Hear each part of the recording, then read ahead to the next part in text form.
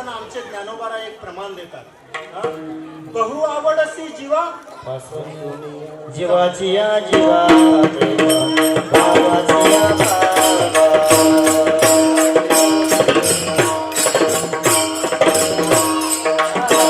जीवाची या जीवा भावाची या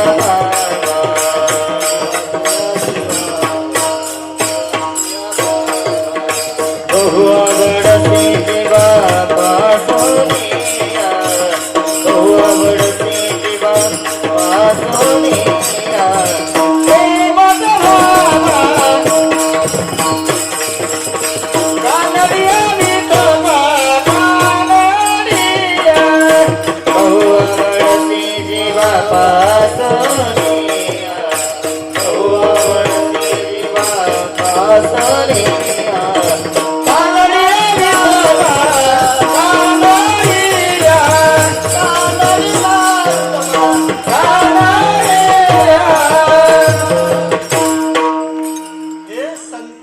देवांवरती असणारं प्रेम आहे.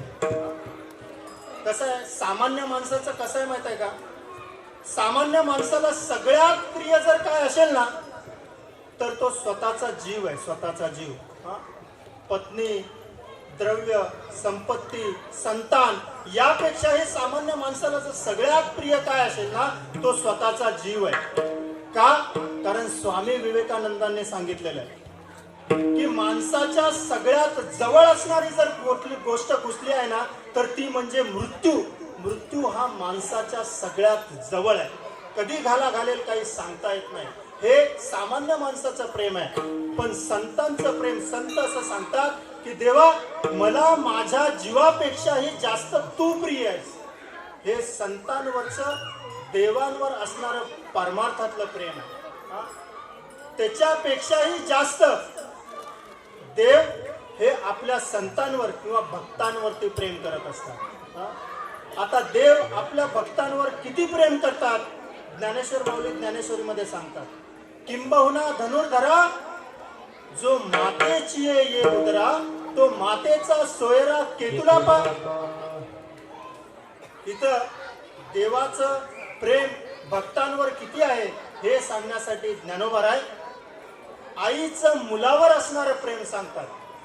आता आई आपल्या मुलावरती किती प्रेम करते मला वाटतं हे पुरुषाच्या संकल्प शक्तीच्या पलीकडे आहे.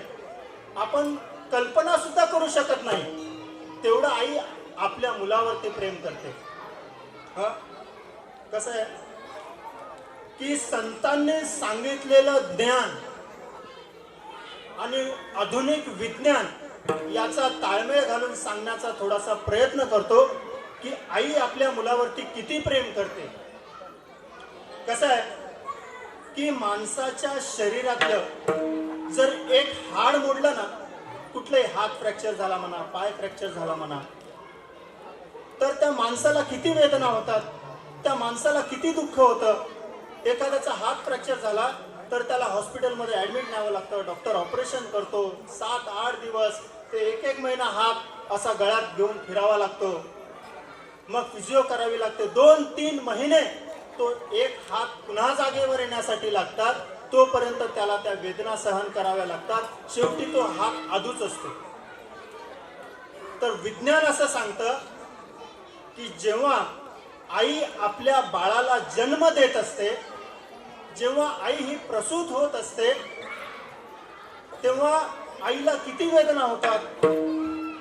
तर माणसाच्या शरीरातली 1 हाड नव्हे, 2 हाड नव्हे, 5 हाड नव्हे, 10ही नव्हे, तर माणसाच्या शरीरातली एका मागे एक 16 हाड एका मागे एक सतत मोडत जावी आणि तेव्हा होणारी वेदना, तेव्हा होणारं दुःख, तेव्हा होणारं त्रास हे आईला आपल्या बाळाला जन्म देत असताना सहन करावं लागतं. पोटी पोटी भार बागे पोटी भार बागे पोटी भार बागे पोटी भार बागे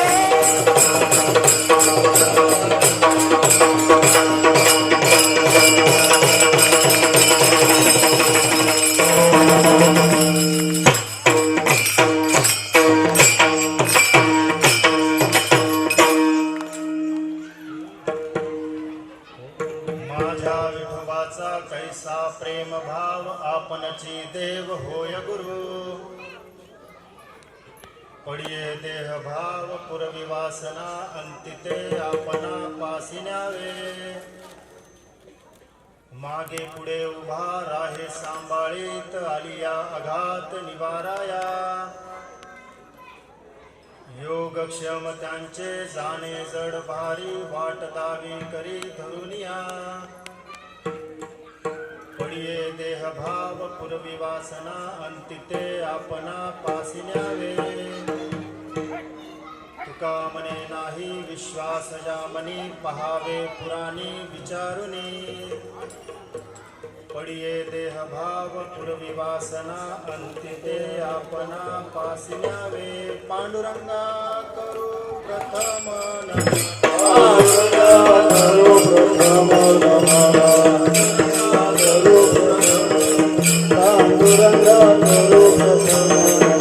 उशरे चरणा संता दिया उशरे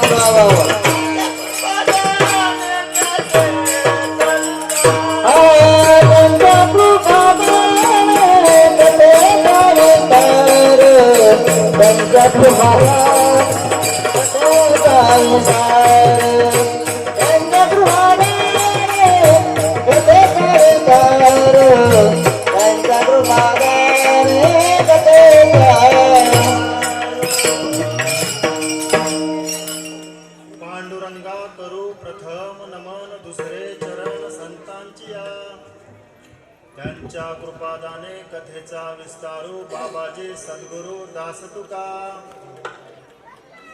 ओम नमो ज्ञानेश्वरा करुणा करा दयाळा तुमचा अनुग्रह लाभलो पावन झालो चराचरी मी कळा कुसरी काळीच नेने बोलतो वचन अतिभाविका प्रथम नमन करू गणानाथा उमाशंकराची या सुता चरणावरी ठेवून माथा साष्टांगी आता दंडवत दुसरी वंदू सारजाची चतुराननाची आत्मजा वाक सिद्धी पाविजे सहजा तिच्या चरणो वजा दंडवत आता वंदू देव ब्राह्मण ज्यांची आणि पुण्य पावन प्रसन्न होती श्रोते जनतया माझे नमन दंडवत आता वंदू साधू सज्जन रात्र आणि दिवस हरीचे ध्यान विठ्ठल नाम उच्चारित जनतया माझे दंडवत आता नमो रंगभूमिका कीर्तने उभे होती लोका टाळ मृदंग श्रोते देखा तया माझे दंडवत ऐसे नमन करुणी सकळ हरी कथा बोले बोबड्या बोला अज्ञानी म्हणून आपुल्या बाळा चालवी सकळा नामा मने विठ्ठल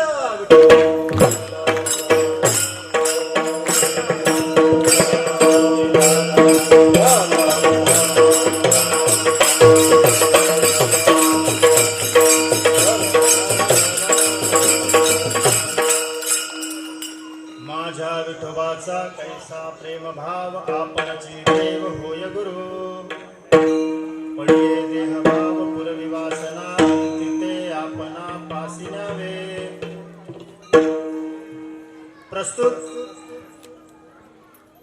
रूपी सेवेकरता निवडलेला अभंग, देहूचे सुप्रसिद्ध साधू, जगद्गुरु, जगतवंदनीय श्रीमंत श्रेष्ठ श्री संत तुकाराम महाराज यांचा बहुतेकांच्या परिचयाचा. सुरुवात करण्यापूर्वी थोडासा परिहार. कशा निमित्ताने कीर्तनाचा कार्यक्रम, उपस्थित सर्व मंडळींना याची पूर्णपणे कल्पना असली तरी पण सांगणं हे वक्त्याचं आद्य कर्तव्य ठरतं. या न्यायानं श्री विठ्ठल रुक्मिणी मंदिर 15व्या वर्धापन दिनानिमित्त आयोजक श्री तपेश्वर महादेव सेवा संघ, संयोजक श्रीपाद बाबा भजन मंडळ यांनी घडवून आणलेला हा अखंड हरिनाम सप्ताह आणि या अखंड हरिनाम सप्ताहाचा आजचा 5वा दिवस.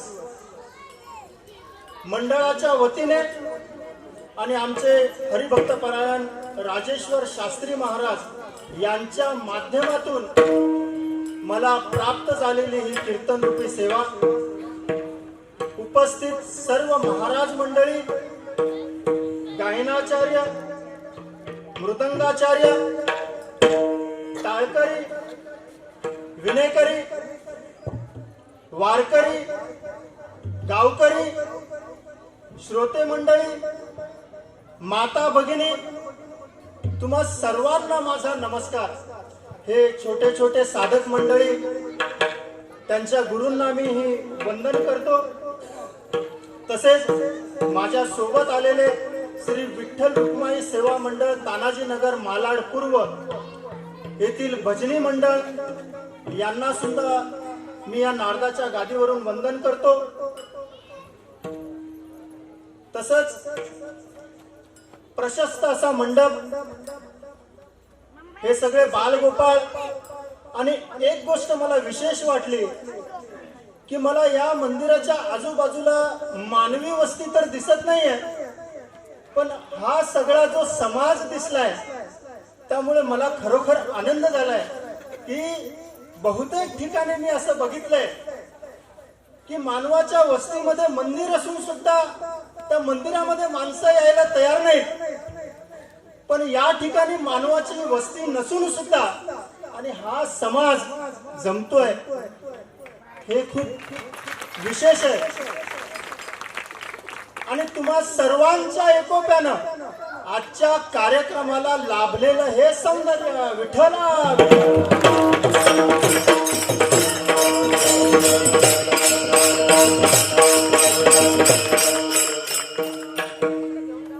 सरळ अभंगाकडे प्रवेश करतो. कीर्तन रूपी सेवेकरता निवडलेल्या अभंगाची सुरुवात तुकोबाराय माझा या शब्दाने करतात. माझ्या विठोबाचा. माझा हा आत्मीयता वाचक शब्द आहे. आत्मीयता वाचक माझा. आमचा म्हणजे लांबचा आणि माझा म्हणजे जवळचा.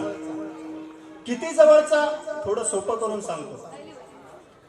एके दिवशी शाळेमध्ये शिकत असताना बाळ गंगाधर टिळक आणि गुरुजींनी वर्गात भारताचा नकाशा समोर भिंतीवरती टांगलेला आणि गुरुजी वर्गातल्या प्रत्येक विद्यार्थ्याला विचारतात, हा नकाशा कशाचा आहे? एक उठला, म्हणला हा भारताचा नकाशा आहे गुरुजी. गुरुजी म्हणले बैस खाली. त्याच्या पुढचा, तू सांग रे. तो म्हणला हा नकाशा हिंदुस्थानचा आहे गुरुजी. गुरुजी म्हणले बैस खाली. त्याच्या पुढचा, तू सांग रे. तो म्हणला हा नकाशा इंडियाचा आहे सर. गुरुजी म्हणले बैस खाली. छोटीशी बालमूर्ती बाळ गंगाधर टिळक. गुरुजींनी टिळकांना विचारलं, टिळक नकाशा कशाचा आहे? जागेवरती थांबले नाहीत लोकमान्य टिळक. तरा तरा तरा चालत नकाशाजवळ आले. वर्गातली घटना, एक हात नकाशाला लावला, एक हात छातीला लावला. भारताचा म्हटलं नाही, हिंदुस्थानचा म्हटलं नाही, इंडियाचा म्हटलं नाही, हा नकाशा माझ्या भारताचा आहे गुरुजी. ही जशी आत्मीयता तसं माझा विठोबा विठ्ठला.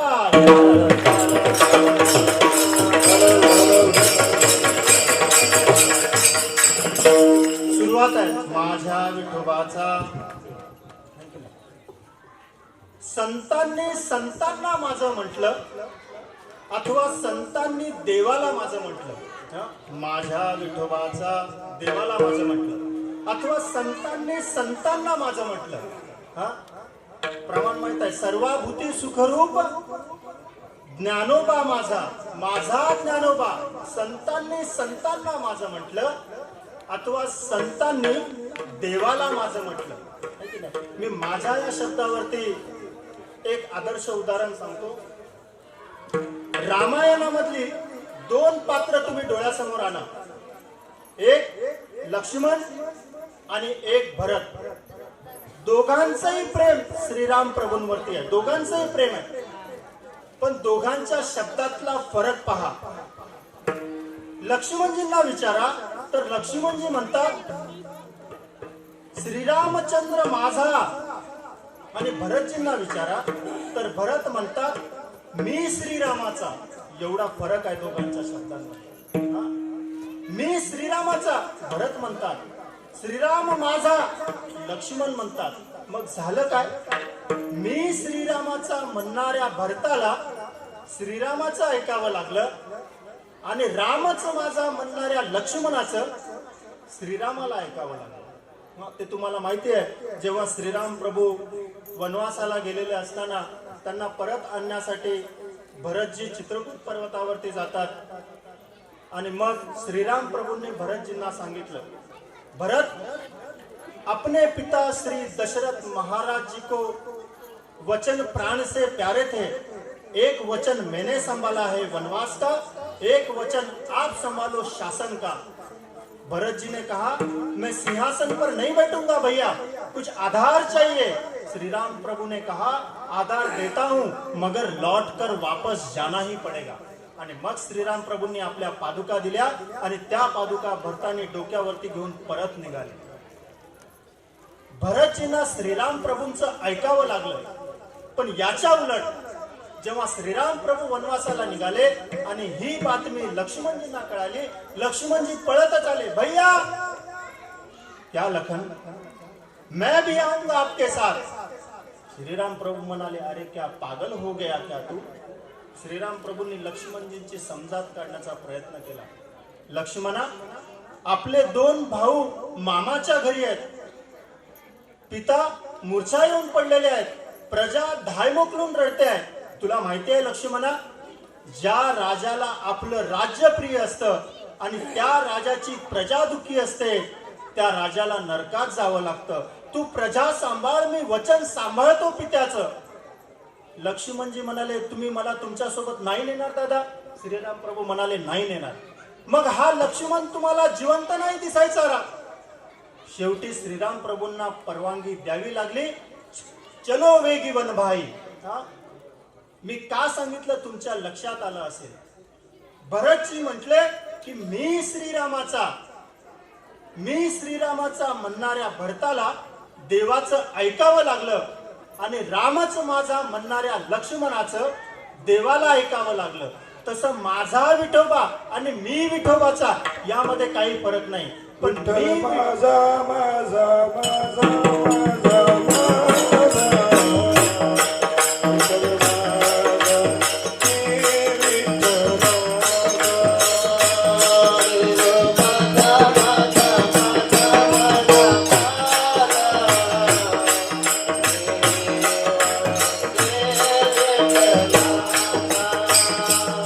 विठ्ठलाचा मी विठ्ठलाचा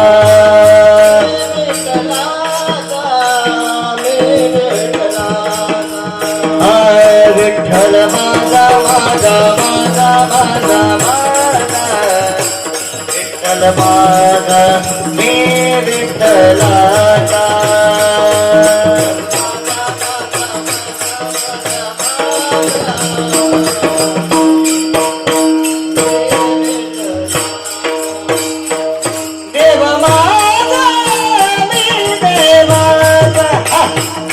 देव माझा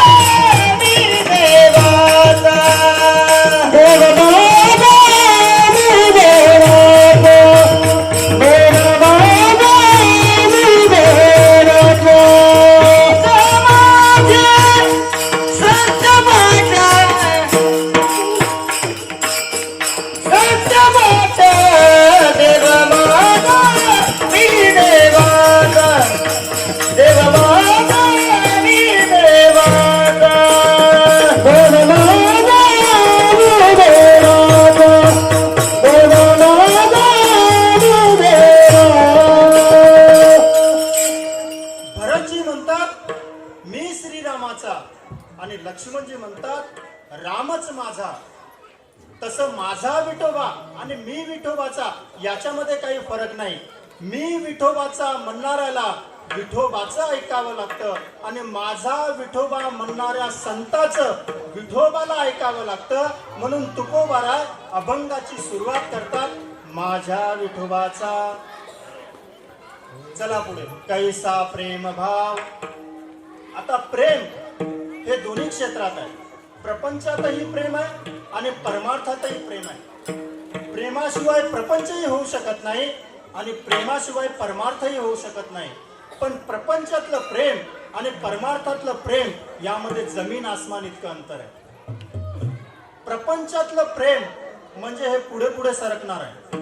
ते माघारी येत आहे. One way traffic, there is no other way, only one way. असं माघारी येत नाही ते. एक राजा होता आणि त्या महात्म्याने विचारलं, राजे आप उदास क्यों हो? राजाने सांगितलं, महात्मा जी मुझे संतान नहीं है. महात्मा जी ने कहा, कोई चिंता नहीं राजे, मैं ये फल देता हूं, ये फल आप रानी को खिलाओ, आपको संतान हो जाएगी. आणि मग ते फळ घेऊन राजा राणीजवळ आला आणि राणीला सांगितलं की हे तू फळ खा, म्हणजे आपल्याला मूल होईल असं म्हणाले ते महाराज. आणि मग राणीनं ते फळ 2 दिवसांनी प्रधानाला दिलं. प्रधानाने तेच फळ 2 दिवसांनी वेश्येला दिलं. वेश्येने तेच फळ 2 दिवसांनी राजाला दिलं. राजानं फळाचं निरीक्षण केलं. राजा म्हणू लागला, अरे हे फळ तर मागच्या शुक्रवारी मी राणीला दिलं होतं, मग हे लोणावळा मार्गे फिरून परत आलं कसं? उलट तपासणी सुरू केली राजानं. वेश्या, जी सरकार, फळ आलं कुठून? मुझे प्रधान जी ने दिया सरकार. मग प्रधान जी, जी सरकार, फळ आलं कुठून? मला राणी साहेबानं दिलं सरकार. आणि मग राजा डोकं बडवून रडू लागला. अरे म्हणाला, माझं प्रेम राणीवर, राणीचं प्रधानावर, प्रधानाचं वेश्येवर, हे असं पुढे पुढे सरकणारं प्रेम प्रपंचातलं प्रेम. बापाचं मुलावर प्रेम आहे, पण मुलाचं बापावर असेल याची शाश्वती नाही. मुलाचं त्याच्या मुलावर प्रेम आहे. थोडस पटवून देण्याचा प्रयत्न करतो. उन्हाळ्याचे दिवस संपले होते. जून चालू झालेला होता आणि घराचा वरचा पत्रा उचकटलेला होता. म्हणून त्या पत्र्याचं काम करण्यासाठी मुलगा पत्र्यावरती गेला आणि हे खालून बापानं बघितलं की मुलगा वर चढलाय. आणि बाप म्हणाला, बाळासाहेब, अहो वरून ऊन वाढतंय, डोक्यावर टोपी नाहीये, पायात चपल्या नाहीये, आजारी पडाल, उतरा तुम्ही खाली. मुलगा म्हणाला, बाबा 7 जून जवळ आलेली आहे आणि पत्रा तुटलेला आहे, एवढं एक अर्ध्या तासाचं काम आहे, करून खाली येतो मी. आता ते शेवटी बाप मग पुन्हा 10-15 मिनिटांनी, अहो बाळासाहेब, भिजलो तरी चालेल, उतरा खाली, वरून ऊन वाढतंय, डोक्यावर टोपी नाहीये, पायात चपला नाहीये, आजारी पडाल तुम्ही. मुलगा म्हणाला, शांत बसा बाबा तुम्ही. आता शेवटी तो जन्मदाता बाप होता, त्याला करमलं नाही. पुन्हा 10 मिनिटांनी, अहो बाळासाहेब, उतरा खाली, वरून ऊन वाढतंय, डोक्यावर टोपी नाहीये, पायात चपल्या नाहीयेत, आजारी पडाल तुम्ही.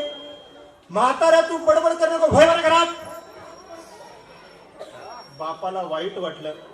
अरे ज्याच्या करता मी म्हणतोय ते म्हाताऱ्या बडबड करू नको, आता हे उतरेल कसं खाली? पण बाप हा बाप असतो. त्यानं एक युक्ती लढवली. वरच्या बाळासाहेबाचा 1.5 वर्षाचा पिंट्या खाली घरात पाळण्यात झोपला होता, म्हणजे यांचा नातू.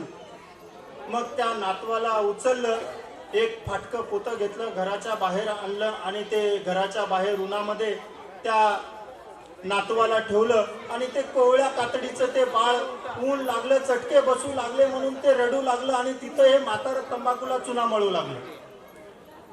आणि ते वरच्या बाळासाहेबांना बघितलं. ओ बाबा, काय डोक्यात फरक पडला काय तुमच्या? अहो एकुलतं एक माझं बाळ तुम्ही उन्हात आणून टाकलं. बाप म्हणाला, राहू दे जरा.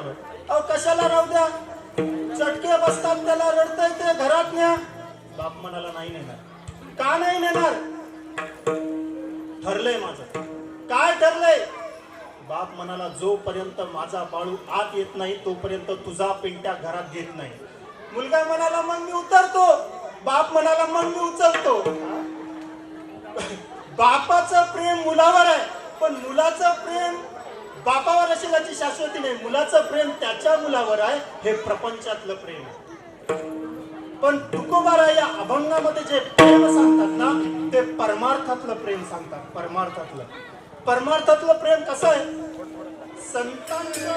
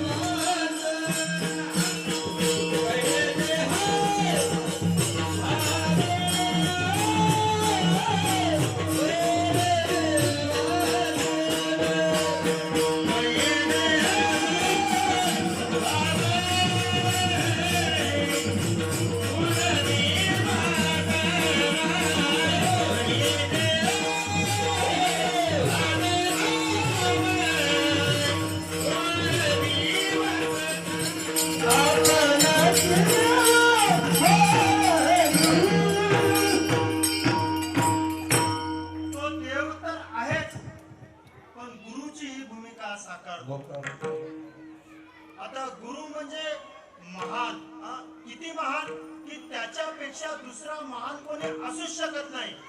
आणि गुरुच्या विरुद्धार्थी एक शब्द आहे लघु. लघु म्हणजे लहान आणि गुरु म्हणजे महान. किती महान? त्याच्यापेक्षा दुसरा महान कुणीच नाही. म्हणून आपण सुद्धा म्हणतो ना, गुरुर ब्रह्मा गुरुर विष्णू गुरुर देवो महेश्वरा गुरुर साक्षात परब्रह्म तस्मै श्री गुरुवे नमः. किंवा अजून एक प्रमाण आहे, कृष्ण माझा गुरु. म्हणजे तो देव तर आहेच, पण गुरुची भूमिका साकारतो. ठीक आहे तुकोबारा, देव आपल्या भक्तांवरती अजून किती प्रेम करतो हे तुकोबारांनी अभंगाच्या दुसऱ्या चरणामध्ये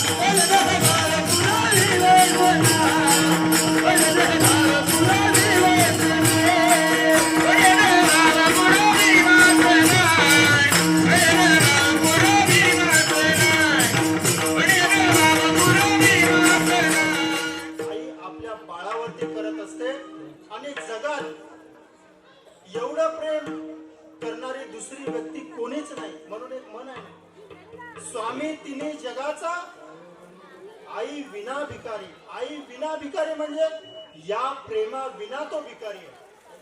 आता आई या दोन अक्षरांवरती सांगायचं झालं ना तर हे 2 तास अपुरे पडतील, पण वेळ मर्यादित आहे. म्हणून मला सांगायचं काय आहे की देव आपल्या भक्तांवरती किती प्रेम करतात, तर जेवढी आई आपल्या मुलावरती प्रेम करते ना तेवढं प्रेम करतात. मी एका ठिकाणी असं वाचलंय की देवाला प्रत्येक घरी जाता नाही आलं म्हणून देवानं प्रत्येकाच्या घरी आई पाठवली. एवढं आईचं महत्व आहे. असो, पण एवढा देव आपल्या भक्तांवरती प्रेम करतात. माझ्या विठोबाचा कैसा प्रेम भाव, ऐसा प्रेम भाव. अजून किती देव प्रेम करतो. तो देव तर आहेच, पण गुरुची ही भूमिका साकारतो. मी आता तुम्हाला थोडस महाभारतात घेऊन जातो आणि मग पुन्हा आपण भारतात येऊ. जेव्हा महाभारताचं युद्ध ठरलं, कौरव आणि पांडव हे दोन्हीही एकमेकांसमोर आले. युद्धाचा दिवस उजाडला. कौरव समोर उभा आहेत युद्ध करण्यासाठी, पांडव या बाजूला उभे आहेत. युद्ध सुरू होणार आहे आणि युद्धापूर्वीचा हा प्रसंग. अर्जुनाने आपल्या सारथी असणाऱ्या भगवान श्रीकृष्णाला सांगितलं, देवा सेनयोरु भयोर्मध्ये रथ स्थापयमेच्युतम. काय सांगितलं अर्जुनाने? देवा दोन्ही सैन्यांच्या मध्यभागी माझा रथ नेऊन उभा करा. ज्ञानेश्वर माऊलींनी ज्ञानेश्वरीमध्ये याचं फार सुंदर वर्णन केलंय. ऐके अर्जुने इतुका बोलिला, तव श्रीकृष्णे रथू पेलिला.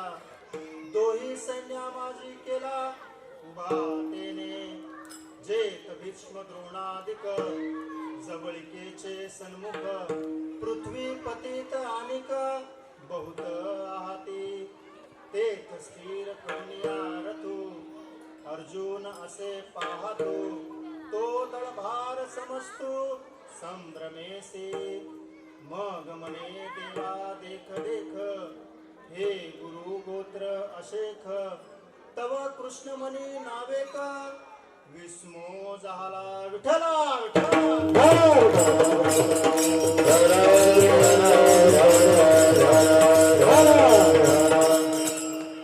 काय सांगितलं अर्जुनाने? ऐके अर्जुने तुका बोलिला, तव श्रीकृष्णे रथू पेलिला. दोही सैन्या माझी केला उभा तेने. आणि जेव्हा अर्जुनाने सांगितलं की देवा युद्ध सुरू होणार आहे, पण अगोदर माझा रथ दोन्ही सैन्यांच्या मध्यभागी नेऊन उभा करा. आणि मग अर्जुनाने सांगितल्याप्रमाणे देवाने अर्जुनाचा रथ मध्यभागी नेऊन उभा केला, पण तो नेमका दुर्योधनाच्या समोर न करता द्रोणाचार्यांच्या समोर उभा केला. का? कारण देवाला माहिती आहे की जर अगोदर दुर्योधनाच्या समोर रथ उभा केला असता ना तर गीतेचा जन्मच झाला नसता. पहिल्या भेटीतच जर अर्जुनाने दुर्योधनाला बघितलं असतं ना, एकदम अर्जुनाला लाग आला असता. भगवान यही है दुर्योधन है जिसने दुशासन को आदेश दिया था, जाओ दुशासन बाल पकड़ के खींच के लाओ भरी सभा में द्रौपदी को, अभी इसको उड़ाना है, आज्ञा दो भगवान. एकदम लढाई पेटली असते. म्हणून देवानं जो रथ उभा केला तो अगोदर द्रोणाचार्यांच्या समोर रथ उभा केला. आणि जेव्हा अर्जुनाने द्रोणाचार्यांना बघितलं ना, अर्जुन कळवळला. अर्जुन म्हणाला देवा. देव म्हणाले काय पार्था? मी पार्थ द्रोणाचा केला, येणे धनुर्वेद मज दिदला. तेने उपकारे काय भारेला, वधूतया ते.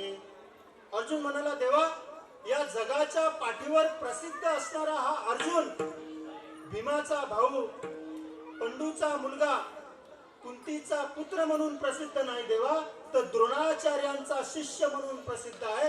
आणि त्यांनीच दिलेल्या विद्येचा वापर मी त्यांच्या गुणाडीचा घोट घेण्यासाठी करू? मी काय भस्मासुरू? अर्जुन म्हणे देव काहीच बोलले नाहीत पहिल्या अध्यायामध्ये. मग दुसऱ्या अध्यायामध्ये देवानं बोलायला सुरुवात केली, पण व्यवहारिक बोलले देव.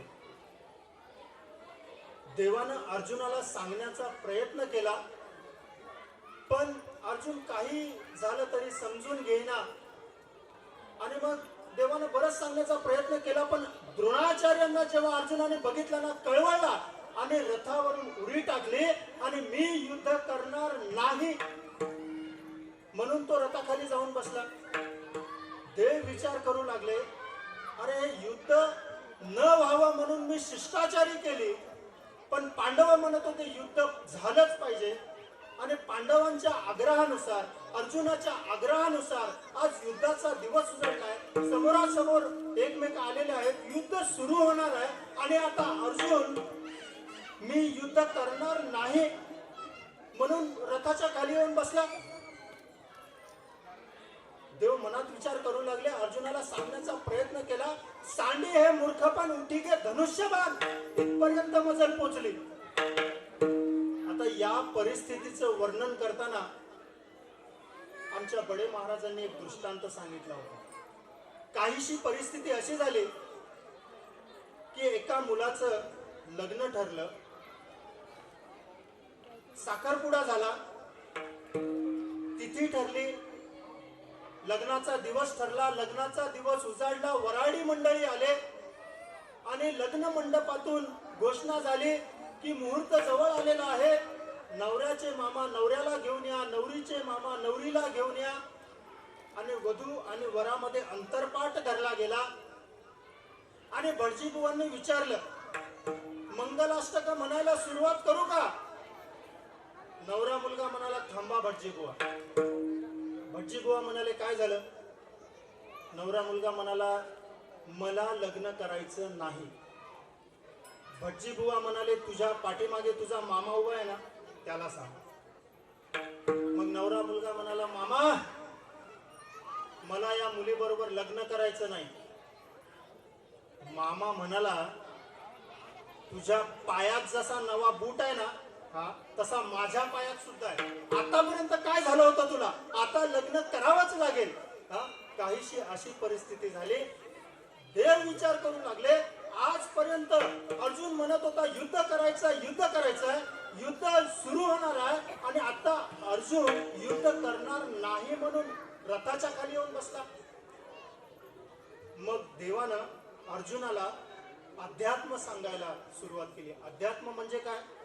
मी कोण आहे, माझा जन्म कशासाठी झालेला आहे, तुझा जन्म कशासाठी झालेला आहे, मानवी जीवनाचं कर्तव्य काय. आणि मग अर्जुन आणि श्रीकृष्ण यांच्यामध्ये संवाद सुरू झाला. आणि या दोघांच्या संवादामध्ये अर्जुन बोलता बोलता सहजच देवाला बोलून गेला, देवा तन्मे शिष्यस्तेहम शादी मात्वान प्रपन्न.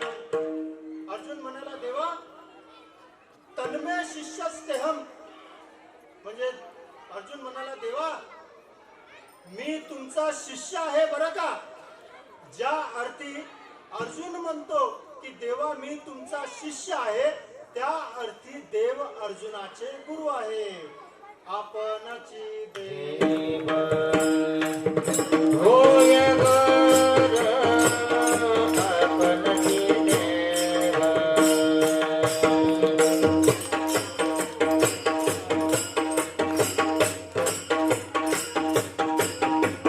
गर आपणची देव. आपणची देव.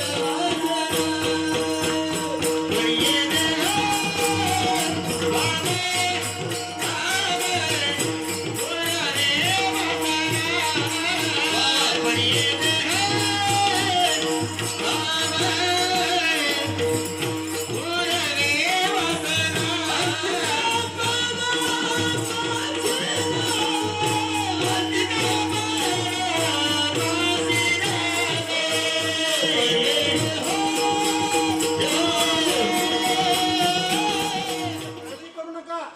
मी स्वयंपाक तयार करते. आणि मग जिजाईंनी स्वयंपाक चालू केला. गरगरीत पाण्यामध्ये रांधलेल्या कण्या, हा? आणि त्या कण्या आताच्या पिढीला माहित नसतील. माझ्याही पिढीला तेवढं माहित नाहीये. एकदाच आईने दाखवल्या होत्या, पण या इथे आजीबाई बसल्या त्यांना माहिती आहे. स्वयंपाक तयार चालू झाला आणि त्या कन्या देवानी 5000 वर्षापूर्वी खाल्ल्या होत्या. शिष्टाईला जेव्हा कौरवांच्या घरी गेले होते तेव्हा विदुराच्या घरी कन्या खाल्ल्या होत्या. त्यानंतर देवाला कन्या खाण्याचा जो योग आला तो तुकोबारायांच्या घरी. आणि मग चला देवा बसा जेवायला. झालं जेवण. जेवायला बसले देव. घामाघूम झाले, कारण पत्रवाळीवरती कन्या थांबता थांबेना. का? कारण कण्यामध्ये पाणी टाकलं नव्हतं, पाण्यामध्ये कन्या टाकल्या होत्या. दरदरीत पाण्या माझ्या राजी आल्या कण्या काय करू उपचार.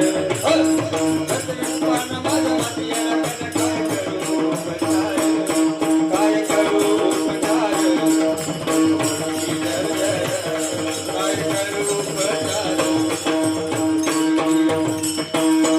दरदरीत पाण्या माझ्या राजी आल्या कण्या काय करू उपचार. दरदरीत पाण्या माझ्या राजी आल्या कण्या काय करू उपचार.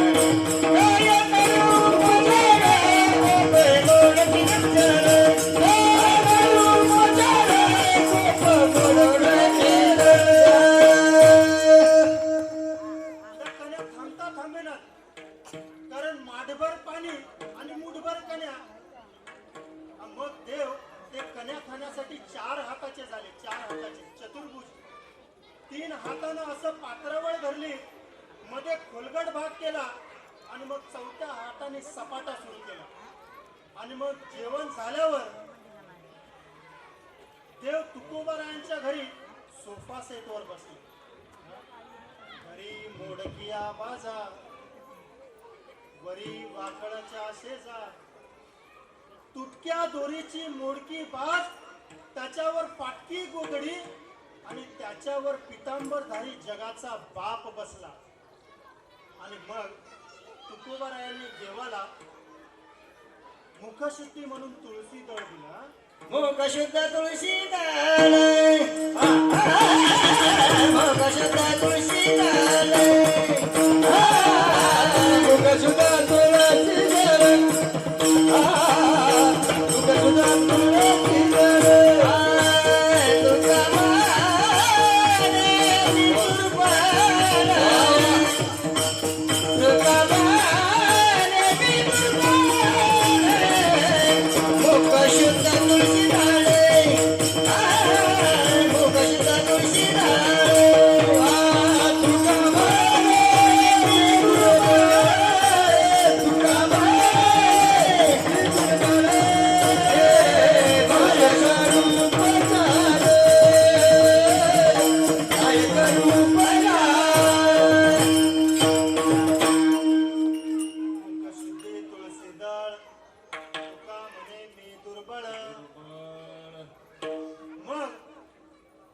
सांगितलं तुकोबाराय, मी सांगितल्याप्रमाणे तुम्हाला न्यायला आलो, चला. तुकोबाराय म्हणाले, थांबा देवा, आज दशमी आहे, उद्या एकादशीचा जागर करू, मग द्वादश सोडून जाऊ. झाली एकादश, सुटली द्वादश. मग देव पुन्हा म्हणाले, चला तुकोबाराय. तुकोबारायने सांगितलं, देवा, मी ज्या देहू गावामध्ये राहिलो त्या देहू गावामध्ये माझ्यासोबत कोण येतंय का म्हणून जरा गावात विचारून येतो. मग देहू गावामध्ये सगळीकडे तुकोबाराय फिरले. चला वैकुंठाला, वैकुंठाला चला, चला वैकुंठाला. लोक म्हणाले, पागल झाले महाराज, हा वेडा तुका विचार करतो बडबड. अरे मेल्यानंतर फोटो मध्ये लिहायचं असतं, वैकुंठवासी हे आताच म्हणतात चला वैकुंठाला. शेवटी कोणी येत नाही. मग घरी गेल्यावरती तुकोबाराय देवाला म्हणतात, देवा, माझ्यासोबत कोणी येत नाही, मला असं वाटतंय की होळीचा सण जवळ आलाय आणि होळीची पोळी खाल्ल्याशिवाय कोणाची यायची इच्छा दिसत नाही, म्हणून तुम्ही होळीपर्यंत थांबा. आणि मग तुकोबारायांनी देवाला दशमीपासून होळीपर्यंत थांबवलं, होळीची पोळी खाल्ली आणि मग पुन्हा म्हणाले, देव चला तुकोबाराय. तुकोबाराय म्हणाले, हो देवा, आता आजची प्रतिपदा सगळीकडे फिरून येतो आणि मग जाऊ. सगळीकडे फिरले तर कोणी यायला तयार नाही. शेवटी स्वतःची धर्मपत्नी सुद्धा यायला तयार नाही. मग तुकोबारायांनी घेतला निर्णय घेतला आणि म्हणाले, चला आता देवा. तुकोबाराय देवी गावामधल्या त्या नांदुरकीच्या झाडाजवळ आले. सगळे गावकरी आले, ग्रामस्थ मंडळी आले आणि सगळ्यांना तुकोबाराय विनंती करतात, आम्ही जातो, तुम्ही असू द्यावे द्यावे, सगळं सांगावे विनंती माझी. सगळे म्हणायला लागले, अरे हे जातो जातो म्हणतोय पण इथं काही वाहन दिसत नाही. अरे तुम्हाला दिसत नाही रे बाबा. हा तुकोबार आपण म्हणतो ना सहज, अरे किती वेळ झाला मी तुझी वाट बघतोय, किती वार झाला मी तुझी वाट बघतोय. तसं तुकोबारा म्हणाले, वाढ वेळ झाला उभा पांडुरंग वैकुंठा श्रीरंग.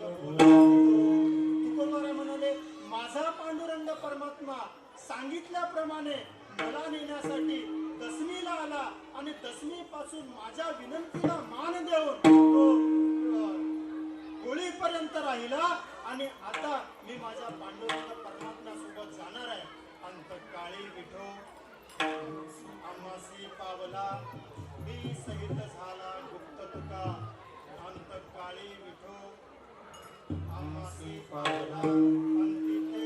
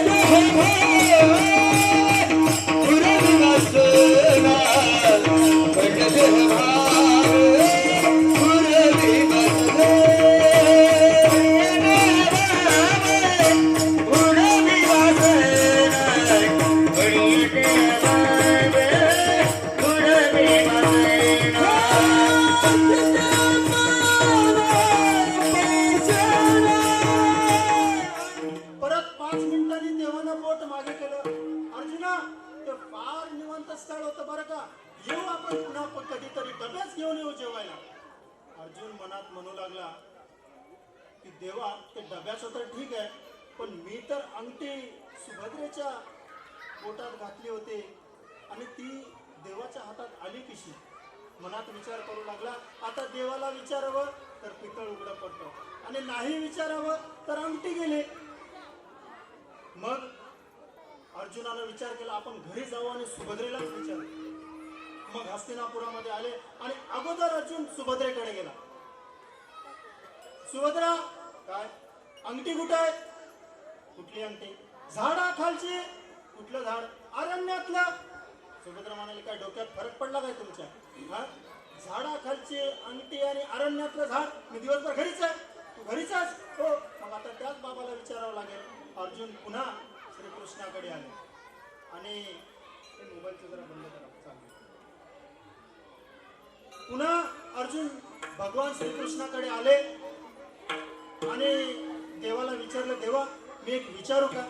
देव म्हणाले, विचार.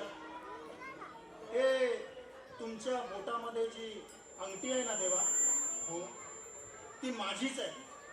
देव म्हणाले, तुझीच असेल.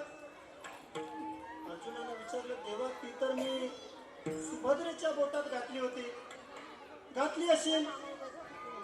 मग अर्जुनाने विचारलं, देवा मी तर सुभद्रेच्या बोटात घातली होती, पण तुमच्या बोटात कशी आली अंगठी? देव म्हणाले, अर्जुना तेव्हा मी सुभद्राच झालो होतो अर्जुन म्हणाले, देवा तुम्हाला सुभद्राही होता येतं? देव म्हणाले, नेहमी नाही रे, एखाद्या वेळेस. अर्जुनानं विचारलं, देवा तुम्ही एखाद्या वेळेस सुभद्रा का होता?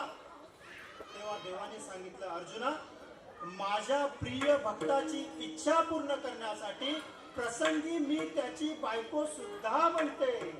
पडिये देह भाव पुरवी वासना पडले देह भाव पडले देह भाव पुरवी वासना पुरवी वासना चित्यापना चित्यापना पासिना चित्यापना पडले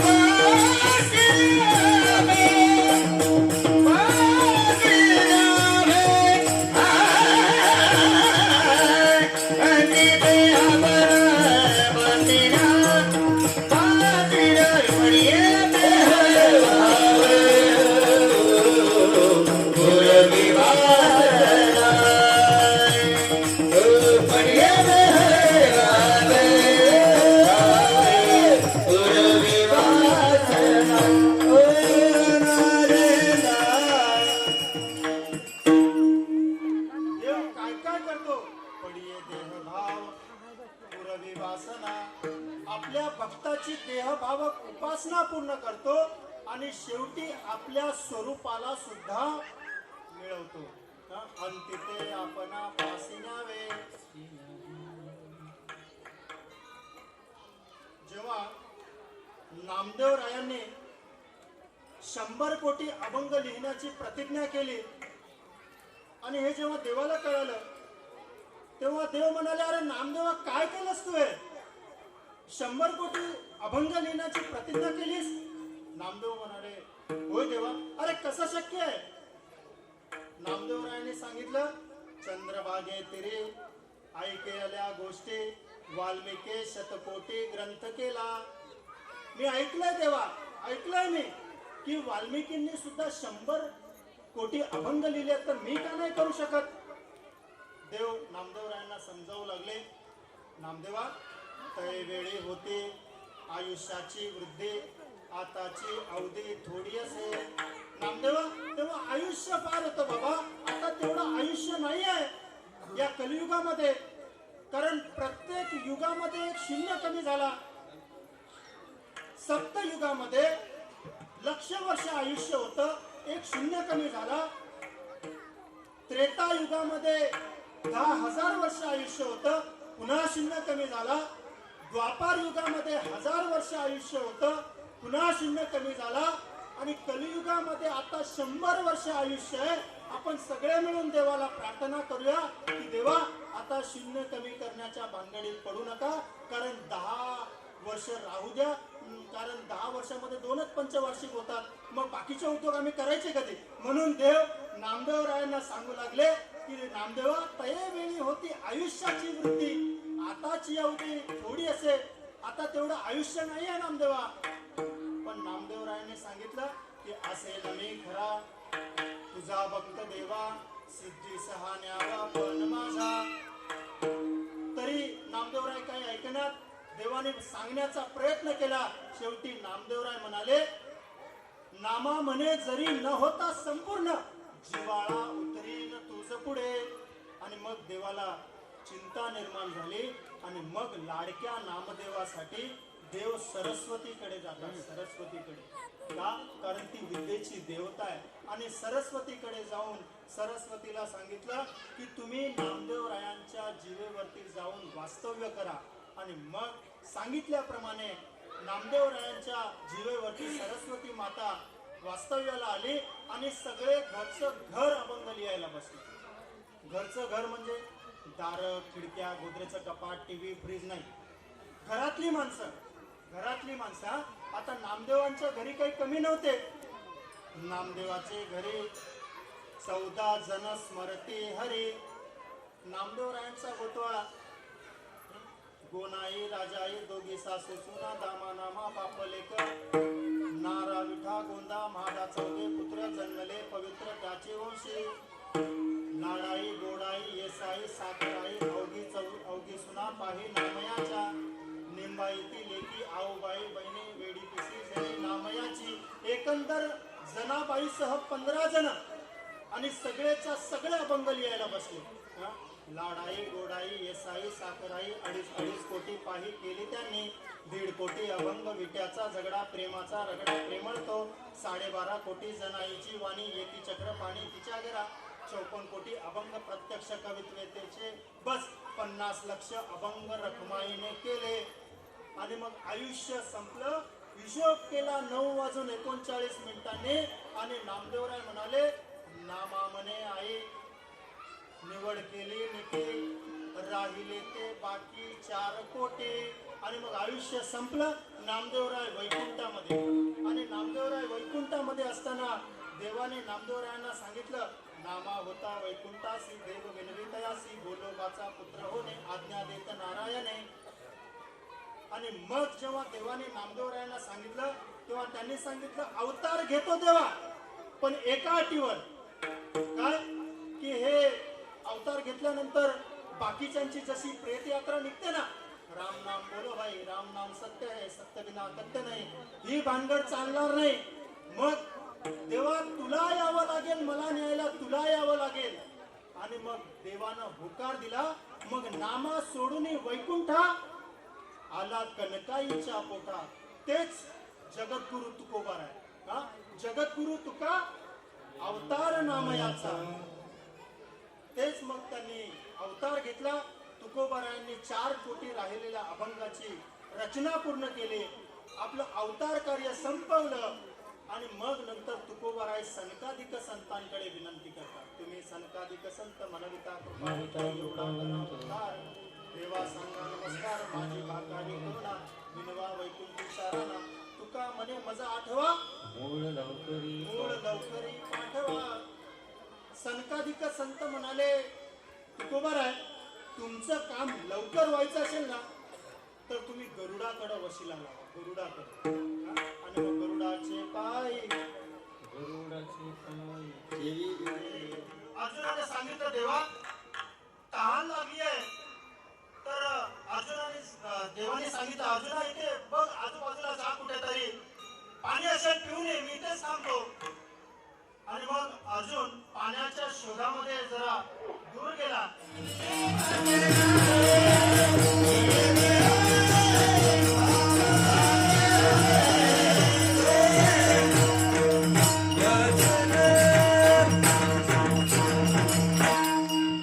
छान. या कलाकारांसाठी एकदा टाळ्या झाल्या पाहिजे. पडिये देह भाव पुरवी वासना. तो भक्ताची देह भाव उपासना सुद्धा पूर्ण करतो. Yeah.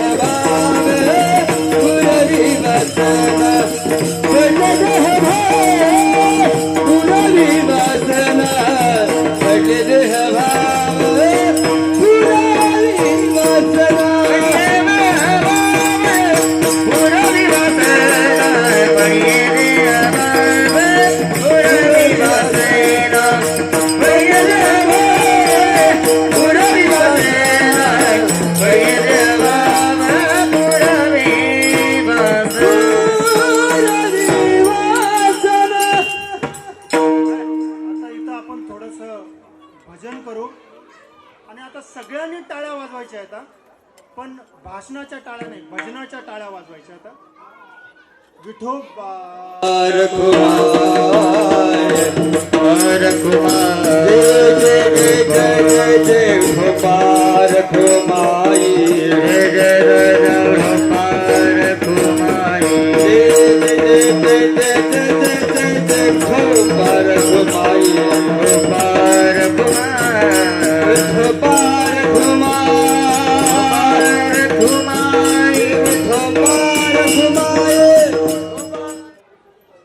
आणि ही सगळी मंडळी आहेत, हे त्यांचे गुरुजी आहेत.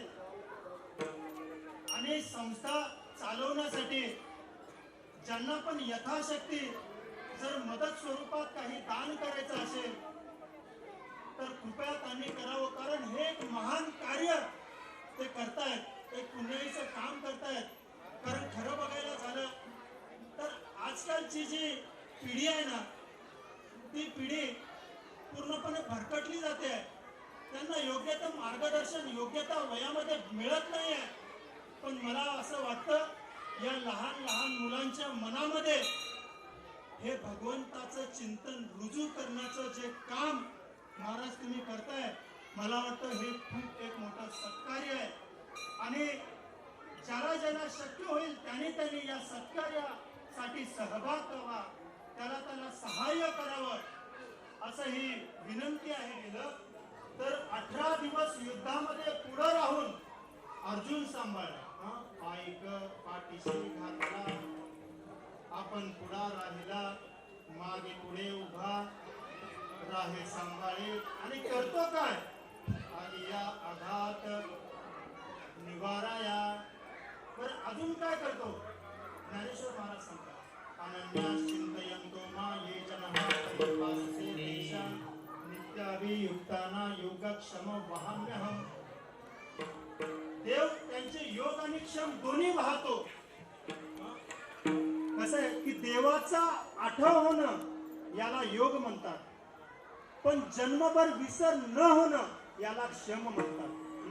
म्हणून तर संतांची देवाकडे क्षमाची मागणी आहे. याची दान दे गा देवा, तुझा विसर न व्हावा. तुझा विसर न व्हावा म्हणजे काय?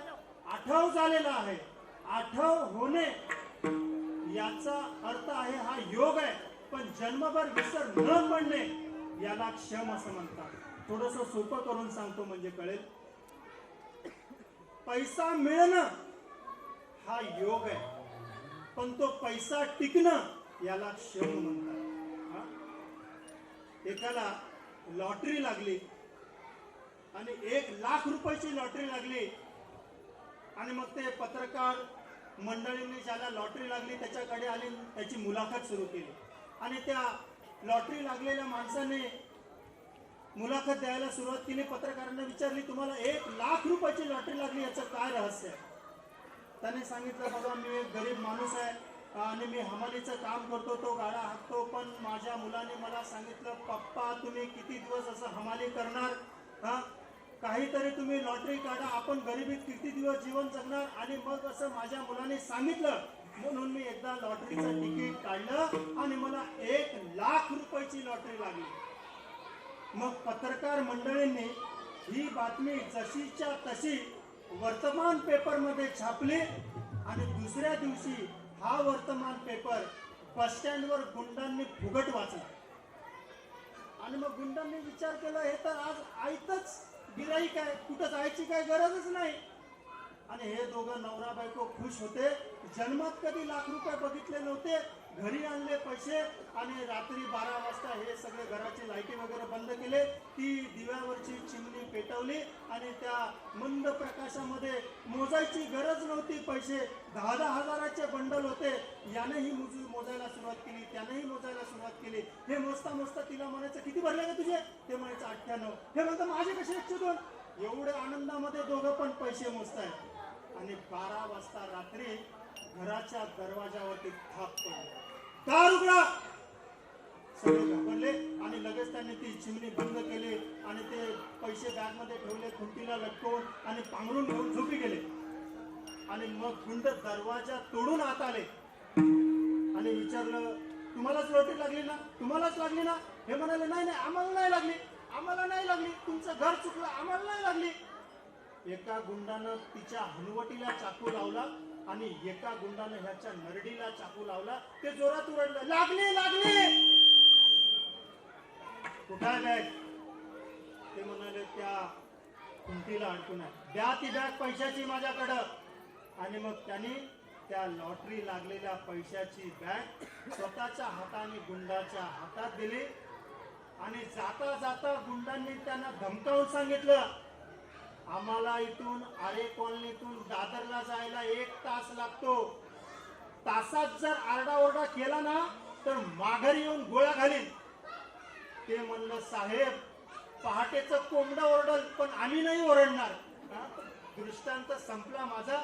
मला सांगायचं काय, रात्री 12 वाजेपर्यंत हे लक्षाधीश होते, पण 12 वाजायच्या नंतर हे भिक्षाधीश झाले. म्हणजे पैसा मिळणं हा योग आहे, पण तो पैसा टिकणं याला क्षम म्हणतात.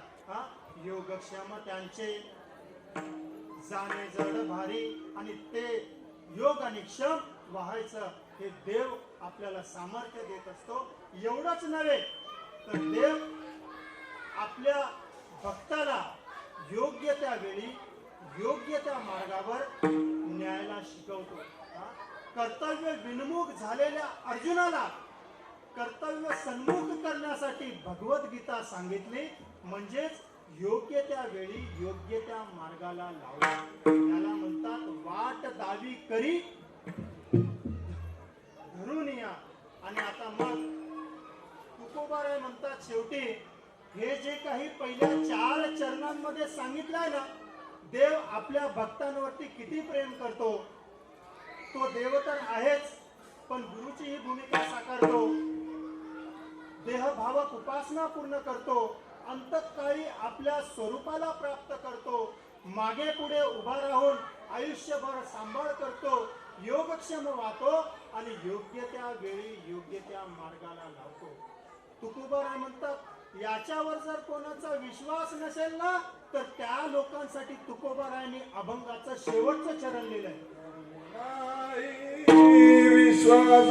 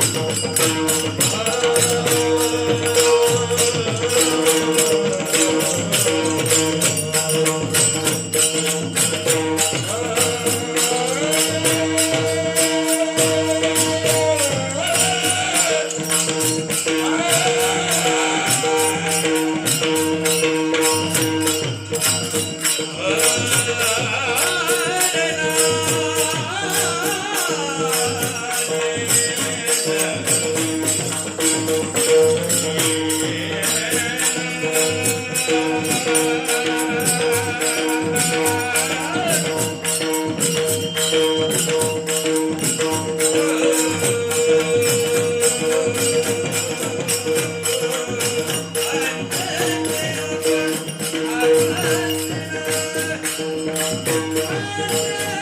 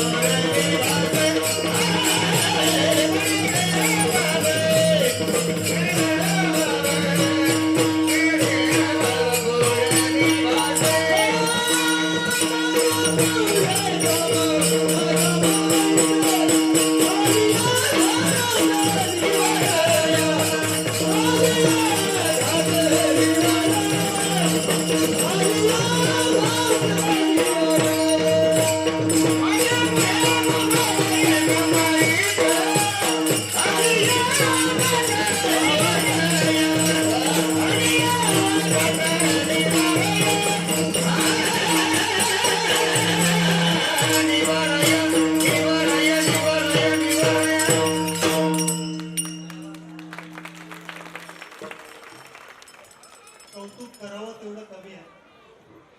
असो, देव काय काय करतो तर भक्तांच्या मागे आणि पुढे उभा राहून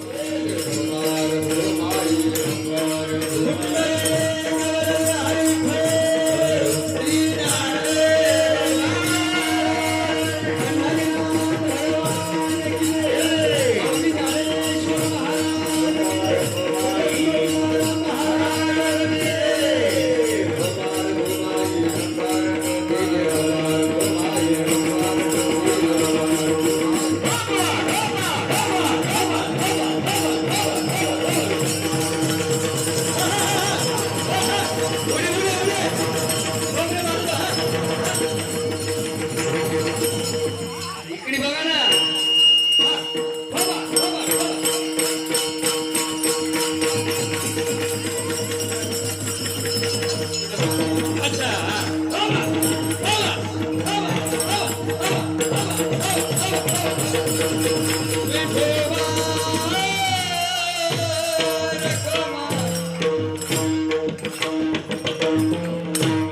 पुढच्या 10-15 मिनिटांमध्ये आपल्याला संपवायचं आहे.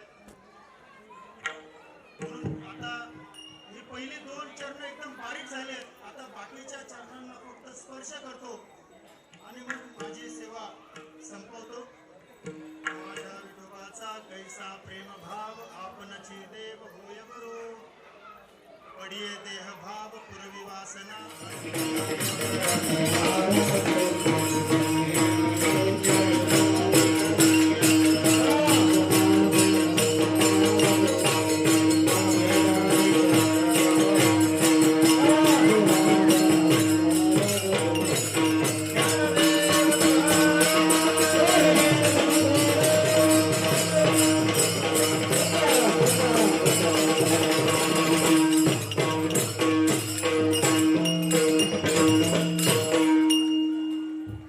संपन्न होत असलेल्या भव्य दिव्य स्वरूपामध्ये आपला हा अखंड हरिनाम सप्ताह सरळ टाळगेला आणि आजच्या 5व्या दिवसाची कीर्तनरूपी सेवा संताजी महाराज मालाड यांची या ठिकाणी सुद्धा सेवा झालेली आहे. तरी आजची महाअन्नदाती श्री विलास बोरकी भाऊसाहेब पाटील यांना भगवंताची शुभाशीर्वाद सर्वांनी बसून घ्यावे जेवणासाठी. आणि यानंतर भजनाचा कार्यक्रम होईल. यानंतर गोड असा भजनाचा कार्यक्रम होईल ते सर्वांनी श्रवण करावा.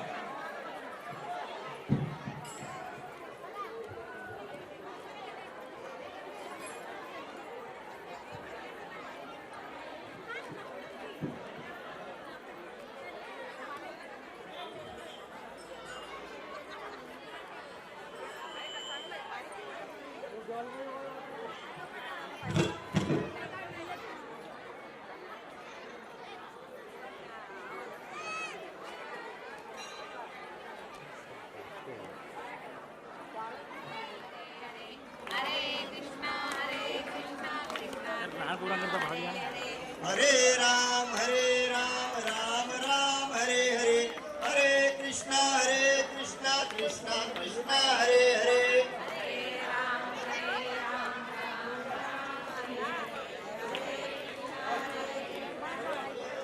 हरे कृष्णा कृष्णा कृष्णा हरे हरे.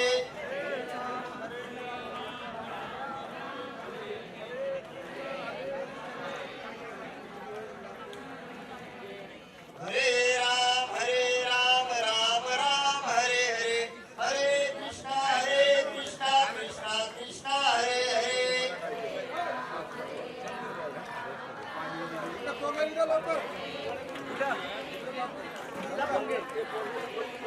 हरे राम राम राम हरे हरे. हरे कृष्णा कृष्णा हरे हरे. पटेल झाले का?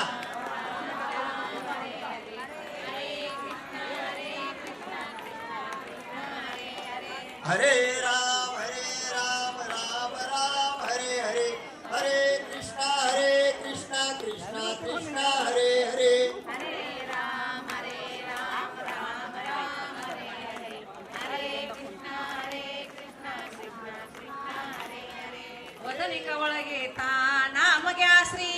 हरीचे सहज हवन होते नाम घेता फुकाचे जीवन करी जीवित्वा अन्न हे पूर्ण ब्रह्म उदर बरन्नो हे जाणीजे यज्ञ कर्म बोला पुंडलिक